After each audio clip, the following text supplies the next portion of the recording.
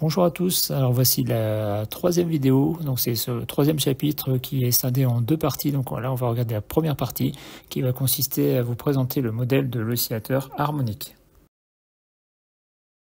Alors pour ce modèle d'oscillateur harmonique, donc on espère que vous voyez mon curseur ici, donc il y aura des connaissances à avoir sur les fonctions sinusoïdales, les dérivées de fonctions composées, notamment des fonctions composées sinusoïdales, quelques notions sur les équations différentielles, en d'autres termes apprendre à savoir les reconnaître, mais nous reverrons tout ça dans les quelques minutes qui vont suivre. Alors d'une manière générale, ici je vous ai représenté à gauche de l'écran une grandeur physique qui évolue, donc qui oscille au cours du temps, et de manière générale, quand il s'agit d'un phénomène réel, cette grandeur physique va avoir son amplitude décroître légèrement, enfin plus ou moins légèrement au cours du temps. Alors pour au final s'arrêter d'osciller, c'est ce qu'on observe, je dirais, dans la vie de tous les jours. Si on prend des oscillateurs traditionnels en mécanique, c'est quasiment toujours le cas. Alors, à partir de ce moment-là, le modèle de l'oscillateur harmonique, on revient à fermer les yeux sur cette décroissance légère de l'amplitude et de considérer, comme sur le schéma de droite, que l'amplitude finalement est une constante au cours du temps. Donc vous comprenez bien que plus l'amortissement est faible, plus le modèle de l'oscillateur harmonique sera valable à appliquer donc, sur l'évolution temporelle d'un système physique. Donc ici on peut voir donc, les deux traits donc, supérieur et inférieur qui nous donnent les limites, notamment donc, de l'amplitude du signal sinusoïdal. G équilibre qui concerne donc, la valeur atteinte à l'équilibre par la grandeur physique que j'ai notée ici, G de t. L'amplitude a bien ici repéré, c'est la valeur qu'il y a entre la valeur maximale et la valeur à l'équilibre de la grandeur physique concernée. En d'autres termes, c'est l'écart à la valeur moyenne. Ne pas se tromper avec prendre la valeur minimale jusqu'à la valeur maximale. Si on fait entre le min et le max, on a deux fois l'amplitude.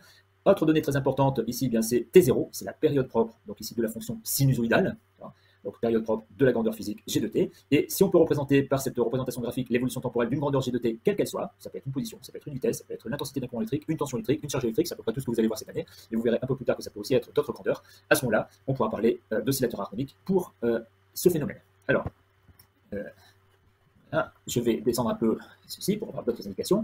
L'équation algébrique, donc l'écriture algébrique, la traduction en quelque sorte algébrique de ce graphique, ça peut être écrit dans la forme G de t égale G équilibre. Donc on va retrouver G équilibre qui est une constante. C'est autour de cette valeur que la fonction G de t va osciller à l'amplitude effectivement donc, de l'oscillation, qui va être caractérisée par une fonction sinusoïdale du temps.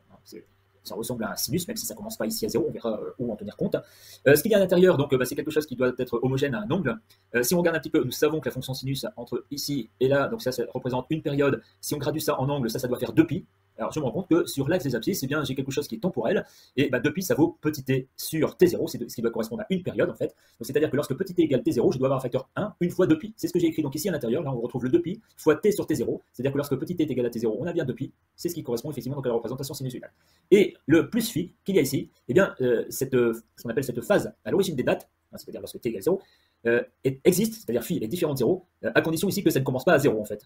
Une vraie fonction sinus, enfin une fonction sinus toute simple, commencerait ici donc à 0, là on voit qu'il y a un décalage, alors ce décalage peut être vers le haut, vers le bas, enfin ça peut commencer n'importe où, entre moins a et plus a, entre moins a et plus a par rapport à G équilibre, et cette valeur de phi va simplement nous indiquer, si elle est non nulle, que le début de la fonction sinusoïdale ne commence pas ici confondu avec G équilibre. Évidemment, si jamais ça commençait ici au maximum, on aura tout intérêt à prendre une fonction cosinus ici pour représenter, de telle façon à ce qu'on ait une phase à l'origine des dates dans la fonction cosinus qui serait nulle. Donc il y a des cas comme ça un peu particuliers où on peut effectivement s'abstenir et notamment éviter d'avoir une phase à l'origine des dates, enfin, en tout cas ça sera une phase à l'origine des dates qui serait nulle. Là par la suite, ce que je vais faire, eh bien cette fonction G de t, ici je vais m'amuser à la dériver, donc la dériver une première fois, donc ici G équilibre, lorsqu'on dérive, comme ça c'est une constante, ça disparaît. Ici j'ai une fonction sinus U de t, donc là j'ai bien la dérivée d'une fonction composée, et la dérivée de la fonction sinus U de t, eh bien c'est U' cos U, U étant ici donc la phase dans la fonction sinus. Cette phase, on voit bien que c'est une fonction affine du temps, c'est-à-dire que le U', donc la dérivée temporelle de cette phase, ça va être le facteur 2π sur t0, c'est-à-dire le facteur qui est devant la variable petit t. C'est ce qui est noté donc ici, 2π sur t0, c'est le fameux U' de t. Donc là, j'ai appliqué donc, la relation mathématique de la dérivée d'une fonction composée qui est sinus U, U' cos U. Je m'amuse à faire ça une deuxième fois, ah oui, autant dériver deux fois. Sauf que cette fois-ci, j'ai une fonction cos U. Et la fonction cos U, vous avez appris en maths que la dérivée de cos U, c'était moins U', sinus U. Donc, même discours quant à la valeur de U', 2π sur T0. Ce qui est noté donc ici. Alors, ça apparaît au carré parce que je suis en train de dériver une deuxième fois. Il y a un signe moins parce qu'il ne faut pas oublier que la dérivée de la fonction cosinus, ça donne effectivement donc un moins sinus. Et la phase, ici, donc à la date T considérée, elle ne change pas dans la fonction, que ça soit dérivé ou pas. Et quand j'écris ça, ce que j'ai surligné en jaune ici, je remarque que dans la fonction g point, donc g point dérivée seconde de la fonction g de t, je vois apparaître ici une partie de la fonction g de t. En fait, je vois apparaître g de t moins g équilibre. C'est a sinus fois la phase. Je remplace donc ce a sinus fois la phase par g de t moins g équilibre. J'organise un petit peu tout ça. Le 2π sur t0, c'est assez lourd à écrire. Je le remplace par une autre constante, oméga 0. Cette constante oméga 0, c'est une constante qui est assez importante là-dedans. C'est ce qu'on appelle la pulsation propre. Cette pulsation propre va nous donner une indication sur la rapidité à laquelle les oscillations vont avoir lieu. En d'autres termes, c'est-à-dire que si vous observez beaucoup d'oscillations sur votre graphique, ça veut sans doute dire, à condition que l'échelle temporelle ne soit pas trop dilatée, que oméga 0 est grand, c'est-à-dire que ça oscille assez rapidement autour de la valeur à équilibre. On fait une petite mise en forme de ceci. Je fais passer le terme en G de t après avoir distribué le oméga 0 à gauche de l'égalité, ce qui devient plus oméga 0 carré G de t. Et le terme en moins oméga 0 fois moins G équilibre, je le laisse à droite de l'égalité sans oublier le carré ici. Et je vois apparaître ici une équation un peu particulière, une équation qui relie la grandeur physique G de t à ses dérivés, notamment ici, elle est très particulière celle-ci, parce qu'elle ne relie la grandeur physique G de t uniquement qu'à sa dérivée seconde G point point. C'est une équation différentielle du second ordre, avec un second membre constant. Donc si on avait à la résoudre et si on partait de cette équation, lorsque le second membre est constant, c'est quand même beaucoup plus facile à résoudre que lorsque le second membre est variable au cours du temps. On verra ça bien plus tard.